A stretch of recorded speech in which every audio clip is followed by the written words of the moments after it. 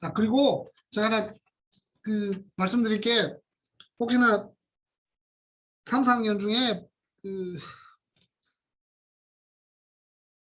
바이오 분석 기계학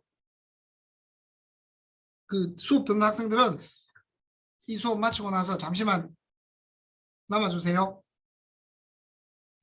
2학년들은 아마 안 들을 것 같고 2학년 분들은 안 들을 것 같고 3, 4학년 중에 바이오 생명공학과에 있는 바이오 분석 기계학, 바이오 기기 분석학, 바이오 분석 기계학 같네요. 네, 그 수업 듣는 학생들은 좀 남아주세요. 네, 자 그러면 다시 드라잉으로 다시 넘어와서요. 이전까지는 드라잉을 시약에 이제 물이 안 묻게끔 하려고 물을 제거하기 위해서는 뭐 보관하는 보관 용기라든지 아니면 100도씨 오븐에 물을 날려준다든지 이런 얘기를 했는데 지금 여기에서 나오는 지금부터 설명할 내용들은 반대로 액체 속에 있는 어떻게 뭐 우리 물질이 액체 속에 있으면 이 액체를 날려주는 역할을 하게 됩니다. 소량을 없애는 게 앞쪽에서 설명한 것이라면 뒤쪽에서는 아주 많은 양의 솔벤트를 날려주는 역할을 하게 됩니다. 그래서 앞에 그럼 오랫동안 보관하고 그냥 가끔씩 무슨 물들을 바꿔준다든지 건조제 데시케이트를 바꿔준다든지 데시컨트를 바꿔준다든지 하면 되지만 얘들은 시간이 오래 걸려요. 간단하게 지금 보시면 두 가지 기기가 있는데 첫 번째는 스피드백이라는 내용이고 두 번째는 이 동결 건조기입니다. 이 아래 위가 다 동결 건조기예요. 그냥 얘들은 작은 거 이 한 높이가 이 정도의 높이가 한 1m 정도 되는 거고 이건 높이가 한 2, 3m 정도 되는 거예요. 그래서 그냥 그림상으로는 아주 너무 작게 돼 있는데 얘들은 아주 큰 겁니다. 큰 거라고 생각하시면 될 것 같아요.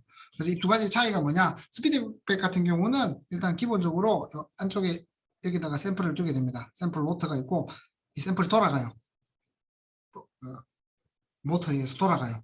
돌아가서 이 뚜껑을 닫게 되면 안쪽에서 진공을 만들어 줍니다.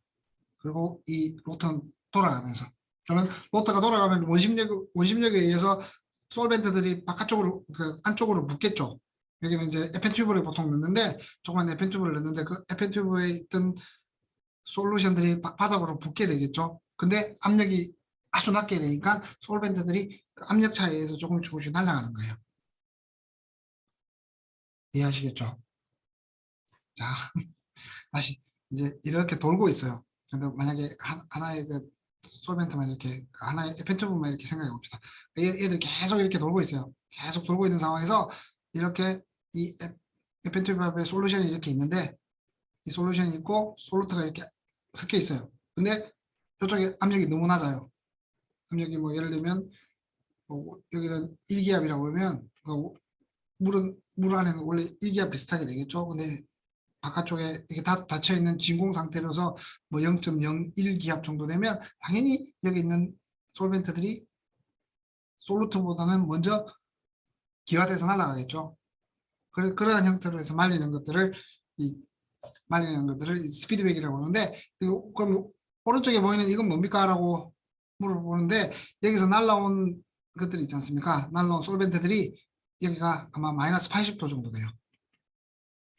그래서 날라온 솔벤트들이 여기에 날라오다가 기체 상태로 날라오다가 온도가 확 낮아지니까 마이너스 80도로 날아지니까 다시 액체로 변환해가지고 이 안에 이제 이런 유리병이 있는데 아주 강한 유리병이 있는데 강한 유리병에 이렇게 물 같은 것들, 아스토나이트릴 같은 것들, 메탄올, 에탄올 같은 것들이 이렇게 쌓이게 되는 거죠.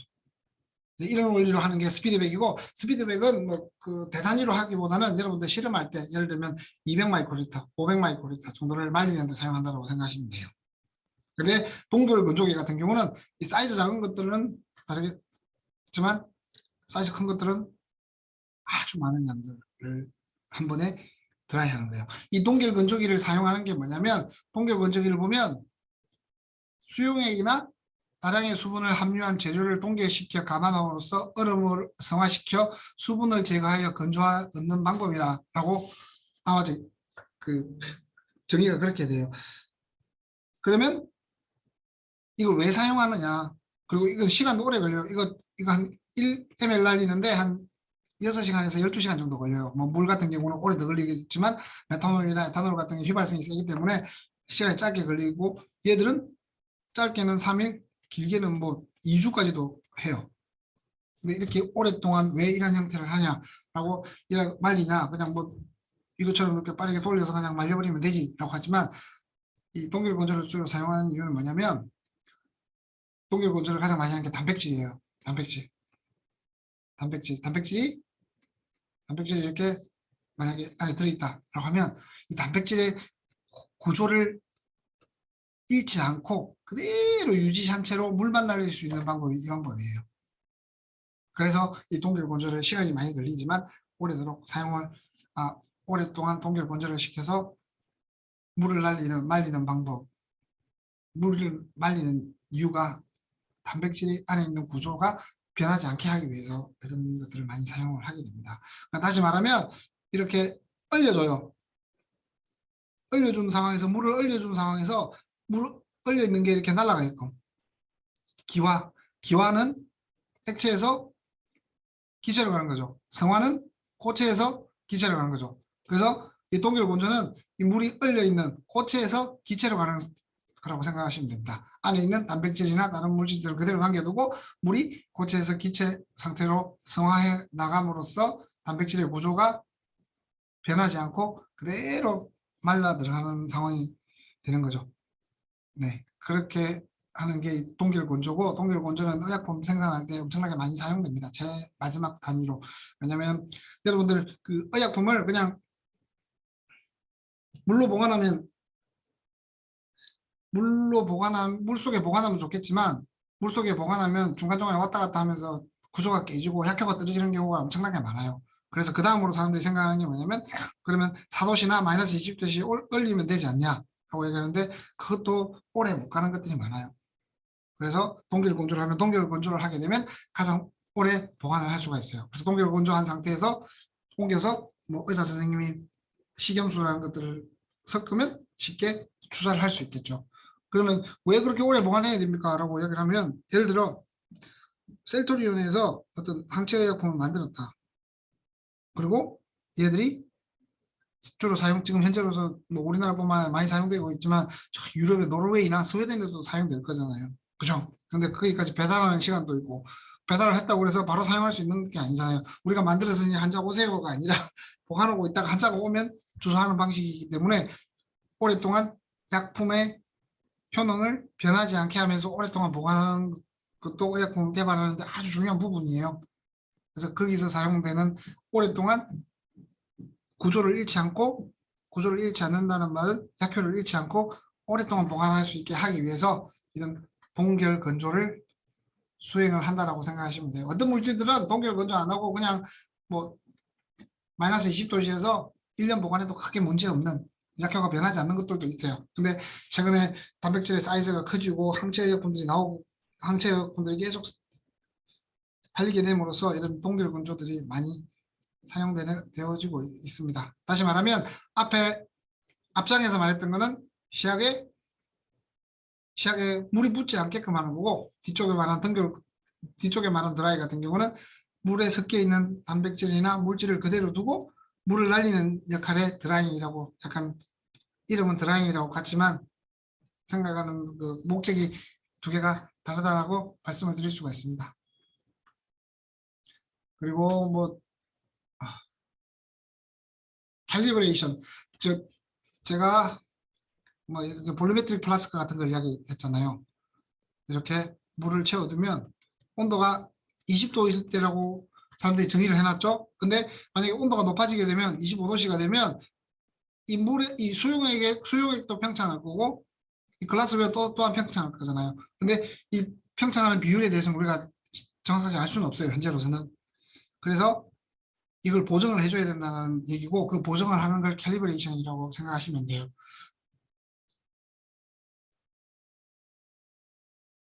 정확한 질량값, 볼륨, 힘, 엘렉트릭 커런트 등등을 측정하는 프로세스라고 생각하고 되고 이게 다시 우리말로 고치면 잠시만요.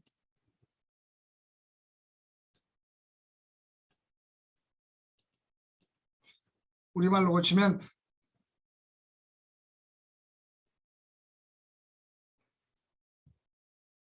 그러니까 기기에 가지고 있는 스케일의 퀀티티를 맞춰준다라고 생각하면 돼요. 예를 들면 가장 말이 좀 어렵긴 한데 우리가 1kg이 프랑스 어딘가에 있는 그 물질을 1kg이라고 한다라고 말씀을 드렸잖아요. 사람들이 그렇게 하자고 정해놓은 거고 그 1kg을 봤을 때 근데 그 1kg을 예를 들면 저울에 올렸을 때 정확하게 1kg이 나오게 만드는 것들을 보정이라고 그래요. 원래는 정확하게 절대적으로 이게 만약에 2kg이라고 하면 내가 가지고 있는 저울에 올렸는데 지금은 원래는 1kg이라고 나왔었는데 수치에 지금 0.999kg이 나와요. 그죠? 그걸 이제 맞춰주는 과정을 다시 1kg이 나오게끔 바꿔주는 그걸 캘리브레이션이라고 생각하시면 될 것 같아요. 말이 좀 어렵나요? 그러니까 절대치가 있는데 절대치가 조금 전에 말했던 프랑스에 있는 어떤 뭐 1kg인 절대치가 있는데 그 절대치를 가지고 재었는데 얘가 0.999가 나와요. 그러면 0.001을 올려줘야 되잖아요. 그래 1kg이 나오게 되죠. 그죠? 근데 절대적으로 1kg이 나와야 되는데 얘가 지금 0.999라는 말은 어딘가 0.001이 어디 날아갔다는 얘기고 기계상의 오류에 의해서 오류 또는 뭔가 다른 영향에 의해서 0.001이 없어졌으니까 거기다 플러스 해주는 거라고 생각하면 돼요. 근데 만약에 올렸는데 1.001이 나왔다. 그러면 0.001이 플러스 된 거니까 계산할 때는 표시할 때는 0.001을 제외시켜주죠. 제외시켜주면 1이 나올 거잖아요. 그래서 이런 과정들을 캘리브레이션이라고 생각하시면 될 것 같아요. 측정할 때. 뭐 예를 들면 지금은 제가 저울을 이야기했지만 볼륨을 잴 때도 똑같죠.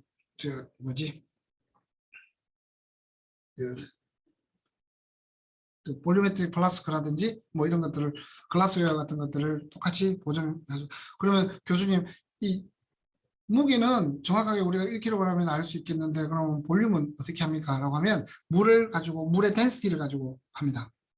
물의 덴시티라든지 이런 보석값들이 이렇게 쭉 나와 있잖아요. 이걸 가지고 다시 그 킬로그램을 잰 다음 무게를 잰 다음에 볼륨을 바꿔주고 그 볼륨을 넣었을 때 이쪽에 나오는 차이를 보정해주는 캘리브레이션 해준다라고 생각하시면 될 것 같아요. 그리고 지금 예제를 트루 볼륨이라고 이야기를 했는데 트루 볼륨은 그 물의 질량에다가 콜렉션 팩터는 여기 있죠?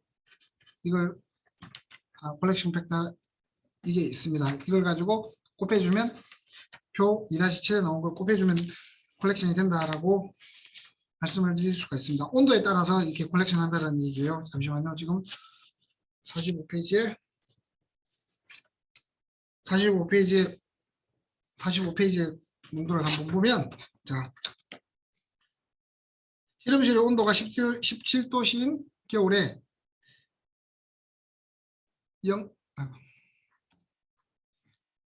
17도씨인 겨울에 0.03146몰의 수용액을 만들었다. 온도가 25도씨가 되었을 때 용액의 몰 농도는 얼마인가 라고 해서 얼마인가가 지금 그게 되겠죠.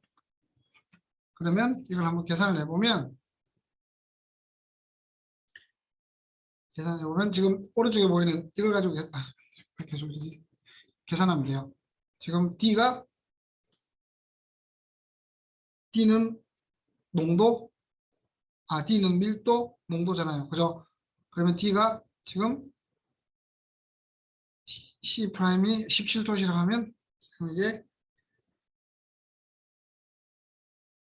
17도시라고 하면 0.03146몰이고 그때는 덴시티가 되겠죠. 덴시티 27도시에서 덴시티가 돼요. 17도시 덴시티 0.9987777이고 이꼴 X죠. X몰이 될 거고 25도시에서의 덴시티는 0.997047 이렇게 계산을 하게 되면 0.0314가 나오네요. 그래도 0.0006의 몰이 사라졌다라는 걸 말씀을 드릴 수가 있습니다. 이제 이거 계산하는 거고요. 그 다음에 8배 교정하는 것은 그 다음에 46페이지 나오는 건 여러분들이 한번 풀어보시기 바랍니다. 그리고 마지막으로 가장 중요한 엑셀 프로그램에 관한 얘기입니다. 잠시만요. 제가 공유를 다시 하도록 하겠습니다.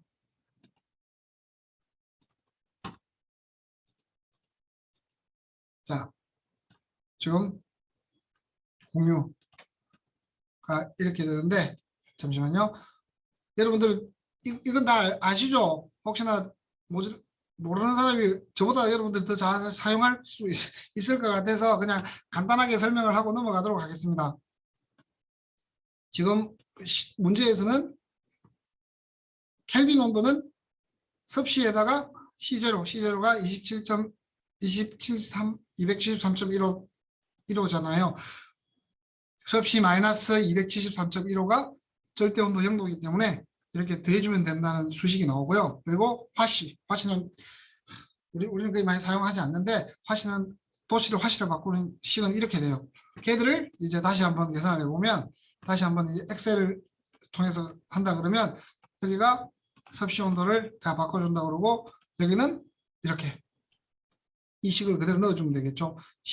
도시는 위에 있는 여기 15 B2가 되는 거고 똑같이 273.15 똑같은 형태로 여기도 옮겨주게 되면 9x 그러니까 B2에다가 9를 곱하고 5를 나눠준 다음에 32를 더하게 되면 이렇게 된다라는 걸 말씀을 드릴 수가 있습니다. 그래서 여기를 계속 바꿔보면 좀 더 쉽게 계산할 수 있겠죠. 계산은 나오는 그죠? 이러한 형태를 그 수식에 따라서 우리가 넣어준 수치에 따라서 바뀌는 것들을 엑셀을 통해서 쉽게 할 수 있습니다. 이거는 이제 저는 이렇게 간단하게 표현했지만 책에서는 이러한 형태로 계산할 수 있다는 걸 보여줬습니다. 그래서 여기도 똑같이 C제로가 273.15고 C가 마이너스 200일 때는 켈빈 그리고 화씨로 온도를 다 계산하게 되는 거죠.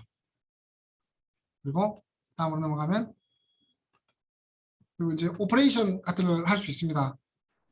오퍼레이션 같은 걸 할 수 있고 그리고 뭐 더하기, 빼기, 곱하기, 나누기 그리고 지수 함수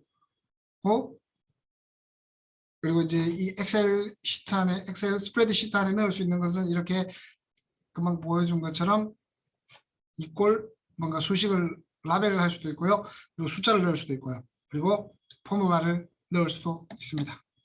이렇게 세 가지가 되고요. 그리고 여러분들 제가 이거 오른쪽 보이나요?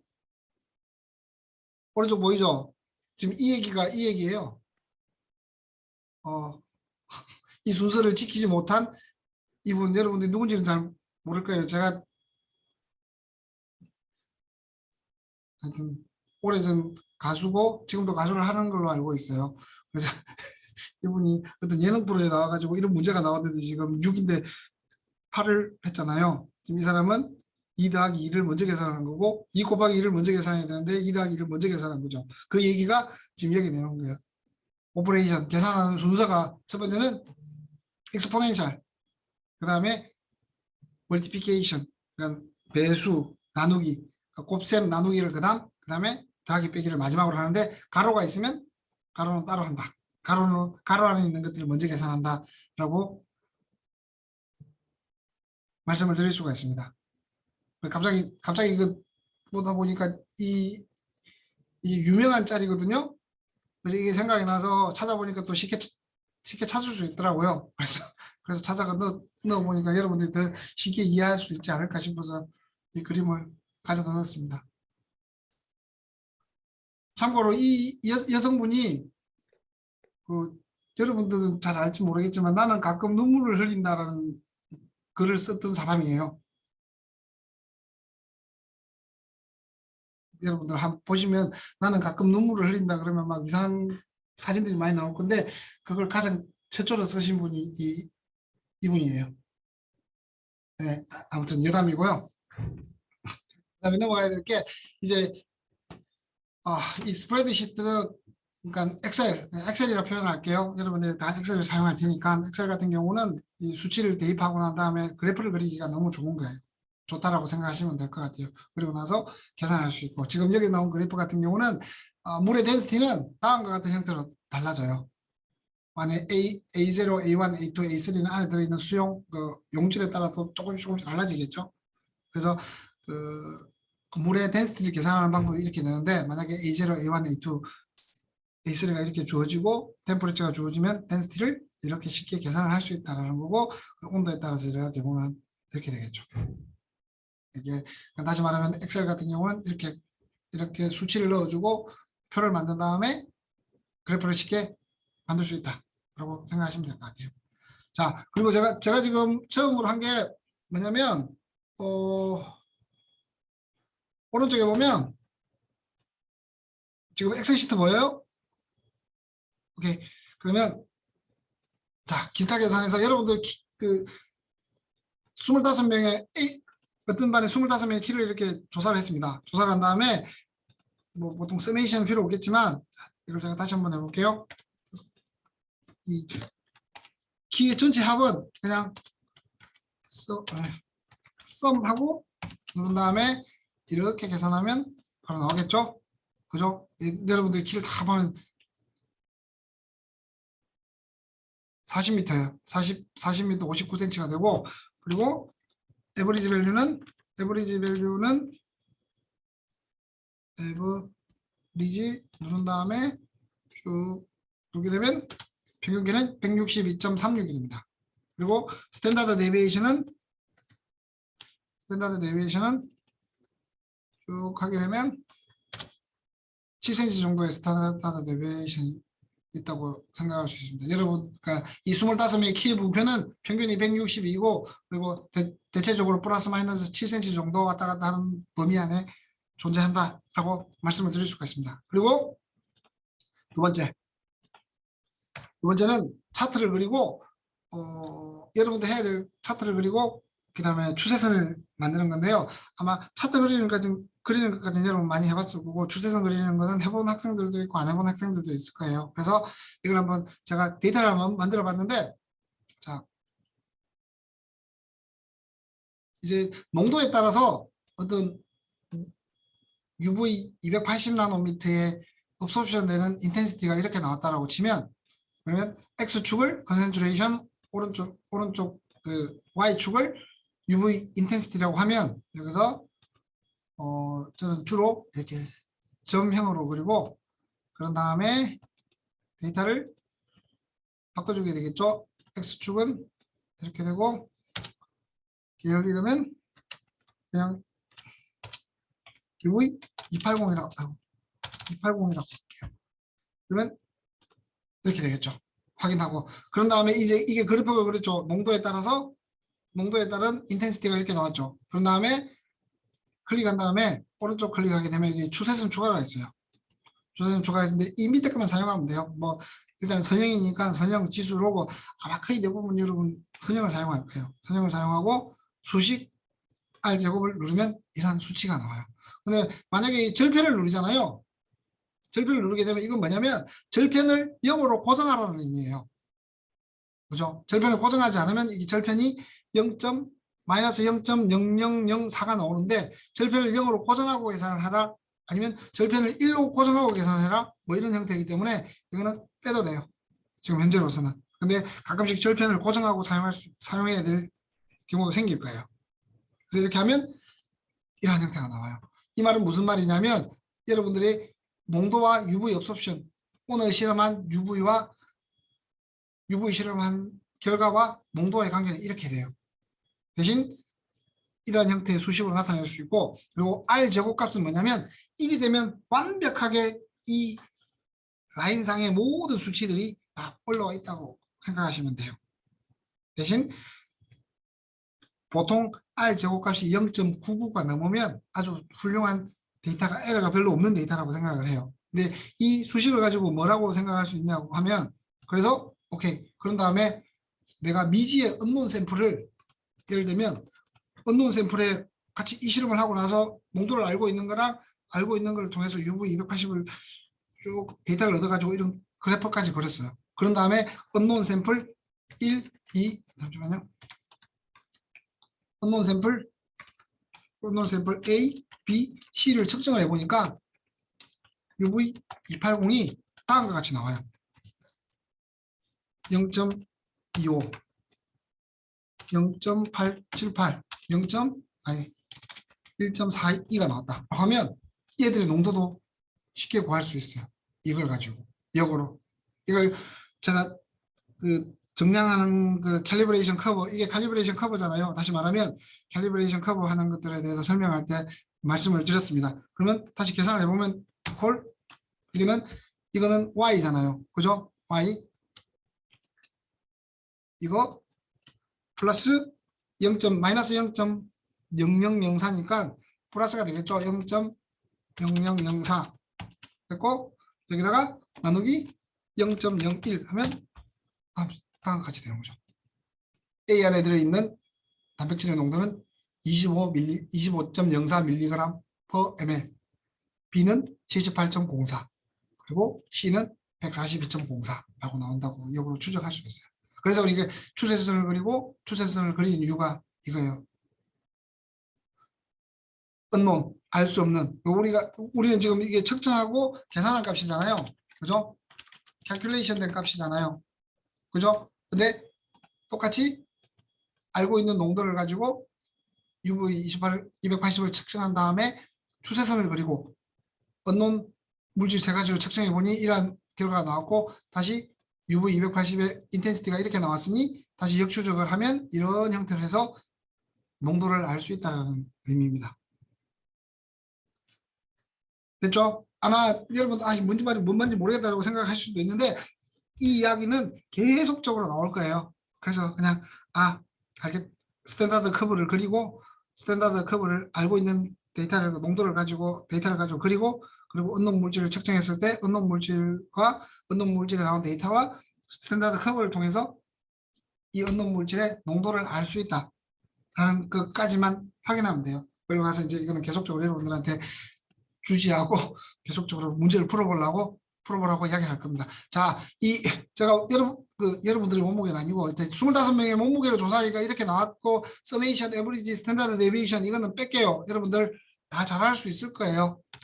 이거 정도야 뭐 펑션 하는 거야 상관없는데 자, 그래서 다음과 같이 이번에는 10마이크로틱씩 농도를 이렇게 알고 있는 10마이크로틱씩 인섹션에서 UV 220 나노미터에서 인텐시티를 확인해 보니까 이렇게 나오더라.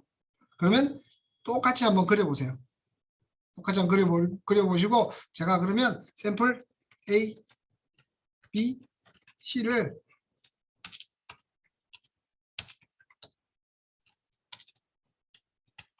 라고 했을 때 여러분들의 이게 지금 UV 220의 데이터잖아요. 그죠? 그러면 여기서 컨센트레이션을 한번 구해보세요. 다시 말하면 이 데이터를 가지고 스탠다드 커브를 그리고 이 데이터를 가지고 스탠다드 커브와 계산을 해가지고 이 농도를 구하는 것까지 한번 해보도록 하세요. 제가 한 5분 정도 여유를 드릴 테니까 35분에 다시 이야기하도록 하시죠.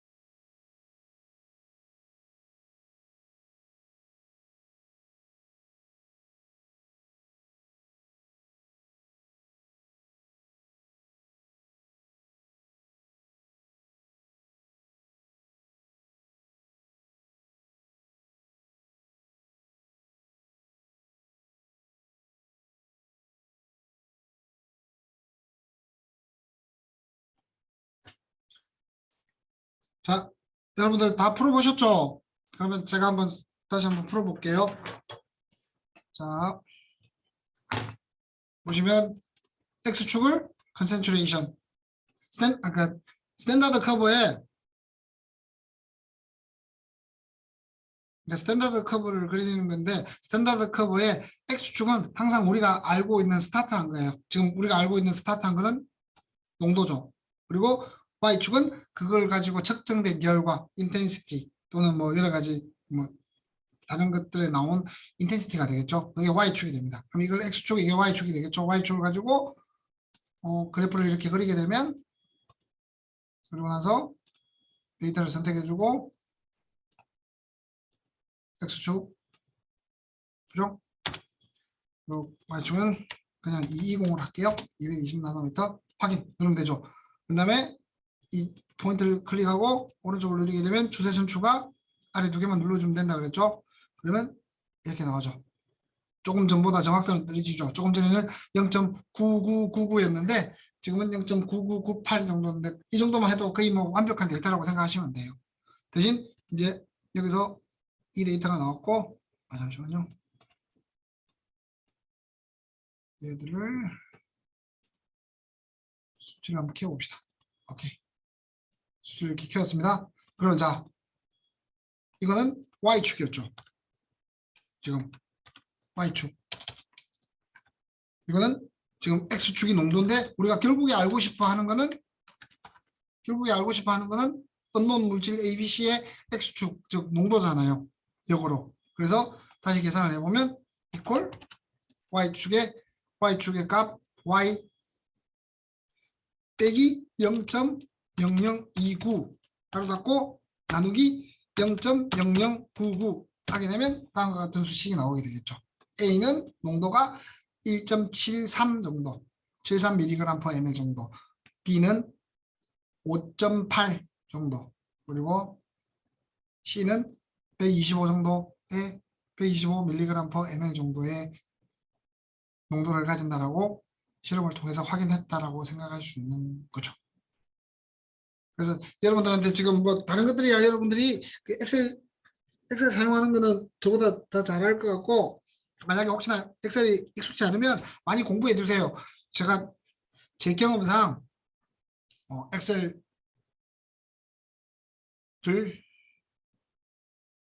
엑셀을 잘하는 사람들이 보통 업무라든지 일을 잘하더라고요. 그 말은 이 엑셀을 통해 가지고 자기가 할 일들에 대해서 체크하고 정확하게 정리를 한다는 이야기라서 엑셀을 사용 잘하는 사람들이 대체적으로 일을 잘한다라고 저는 생각하고 있어요. 네. 그래서 여러분들도 뭐 이 일을 실험을 하든 아니면 다른 뭐 업무를 하든 엑셀 스프레드시트를 잘 사용하게 되면 일을 좀 더 편안하게 조직적으로 할 수 있을 거라고 생각이 되어집니다. 자, 오늘은 여기까지고요. 그래서 3장이 2장이 3장이 2장이 끝났습니다. 그러면 제가 다시 출석을 부르고 마지막 정리를 하고 리뷰를 하고 수업을 끝내도록 하겠습니다. 다시 할 테니까 준비하세요. 자, 잠시만요. 보이나요?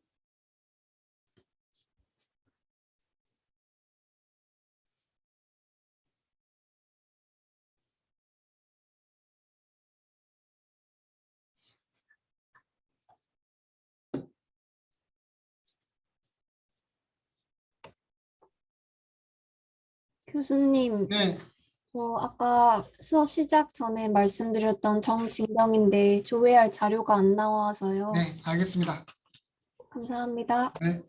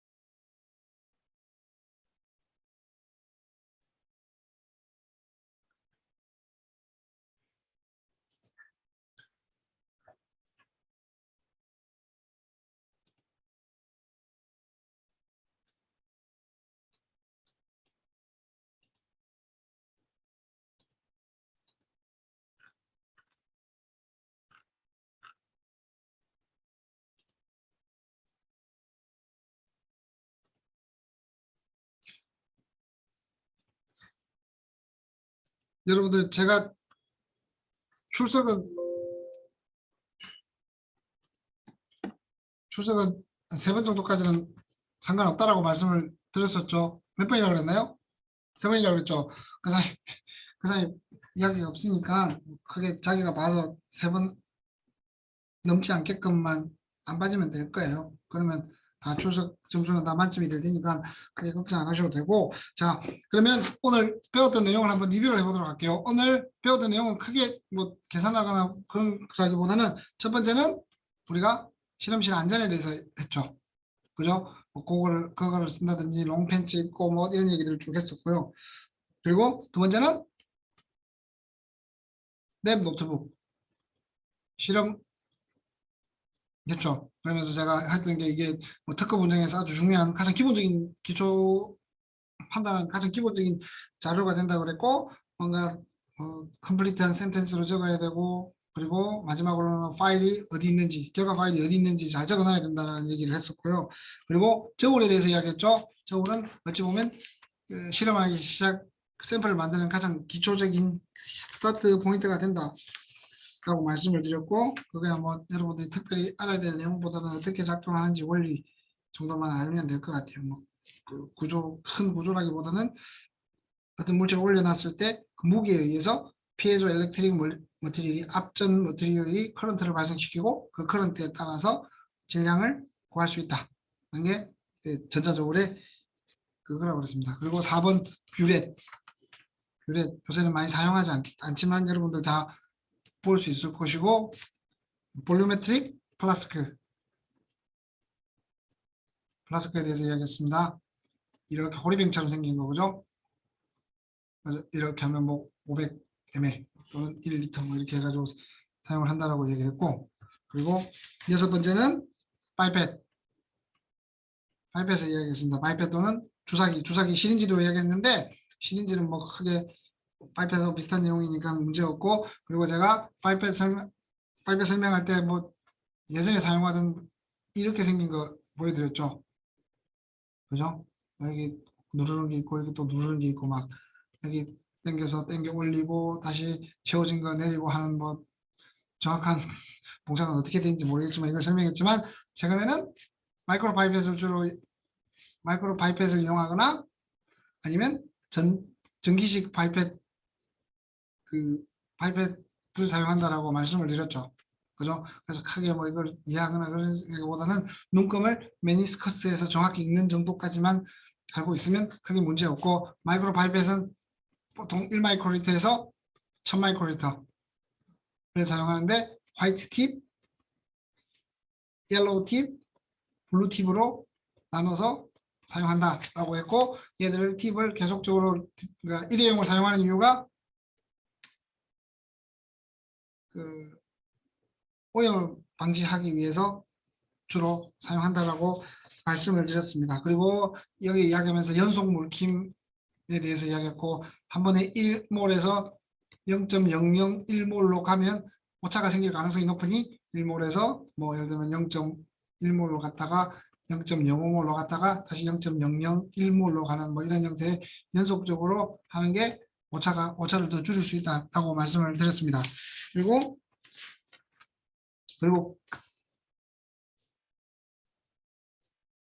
그러기, 필터하는 거,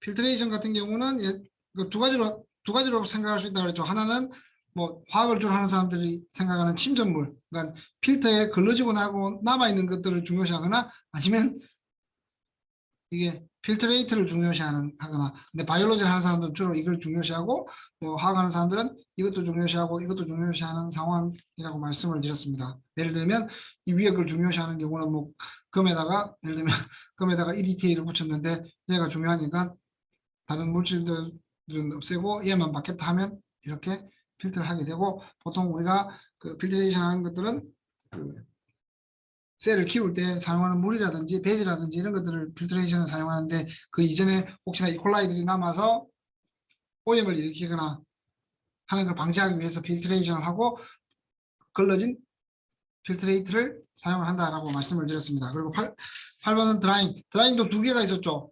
하나는 그냥 물이 없는 상황에서 보관하는 거. 그지? 그리고 물을 아예 날려주는 스피드백이라든지 그리고 동결 건조 같은 거에 대해서 설명을 드렸습니다. 그리고 뭐 안에 들어가는 데시칸트들 종류를 설명해 줬고 가장 정확한 이름은 모르겠지만 1리터에 0.2 마이크로그램의 물만 남기고 다 흡수하는 것도 있고 했었죠. 그래서 이 두 가지로 나뉜다고 생각하시면 될 것 같고 아홉 번째는 그리고 뭐 유리기후의 교정 온도에 따라서 뭔가 팽창하고 하기 때문에 이거 보정 캘리브레이션을 해줘야 된다고 얘기를 했고 그 문제도 풀어봤습니다. 그리고 열 번째는 엑셀을 계산했고 여러분들이 했던 거 X축은 우리가 알고 있는 농도 또는 알고 있는 퀀터티고 왼쪽은 Y축은 이게 알고 있는 농도에 의해서 어떤 측정을 하게 되면 나오는 인텐시티 같은 게 됐죠. 그래서 이 포인트에서 추세선을 그리고 추세선이 Y 이퀄 AX 플러스 B로 나오게 되면 우리가 모르는 A, B, C에서 나온 인텐시티 데이터를 통해 가지고 여기다 집어넣어 주게 되면 X축 값에 의해서 농도 또는 퀀터티를 계산할 수 있다는 걸 여러분들이 5분 동안 계산을 했었고 그리고 제가 강조하기를 엑셀 시트는 공부를 해두는 게 좋다는 걸 계속 강조를 했습니다. 그리고 마지막으로 봤을 때 이해해야 될 용어를 보면 뭐 지금 보면 제가 설명했던 건 메니스커스 그리고 파이펫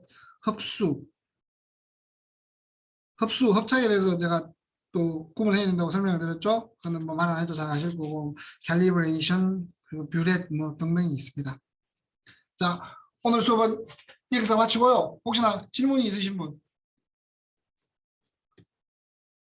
질문이 없으시면 나가셔도 되고 혹시나 다음 시간도 아침 8시 반부터 열려 있으니까 그때 오셔서 질문하셔도 돼요. 그리고 바이오 분석 기기학 수업 듣는 학생들은 잠시만 남아주세요. 수고하셨습니다. 감사합니다. 네. 감사합니다. 감사합니다.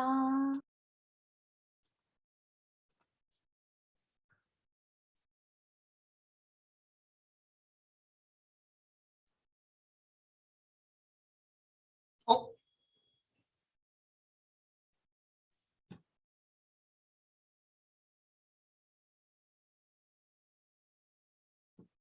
가연 학생 수업 들으시나요? 아, 원래 한 사람만 있으면 됩니다. 다른 학생들한테 크게 뭐 물어볼 그런 게 아니라 혹시나 그 다른 뭐라 해야 되나 다른 뭔가 공지 사항이 있거나 그랬었나요? 아니면 그 교수 지정됐고 네, 공지 올라온다고만 했었어요. 네, 그 지정된 사람이 접니다. 그것만 올라오고 나머지는 따로 그러면 올라온 게 없어서. 오케이, 아무런 공지 사항이 없이 새로운 교수님이 지정될 거고 그게 이제 지정이 된 상황이니까 아마도 제가 다시 공지를 하면 되는 상황이겠네요. 네, 아마 그럴 것 같아요. 근데 하나 웃긴 게 여러분들은 이거 듣고 이 수업 듣고 저 수업 들으면 이 수업이 훨씬 쉬울 텐데 하긴 뭐 쉬운 거에 상관없죠. 안 들었으니까 듣고 싶어서 듣는 걸 테니까 오케이 알겠습니다. 그러면 여러분들 아직까지 공지 받은 게 아무것도 없다는 얘기죠. 그러면 제가 그거에 맞춰 가지고 여러분들한테 다시 공지하고 시작하도록 하겠습니다. 네, 오늘 수업 다 수고하셨습니다. 감사합니다. 네. 감사합니다.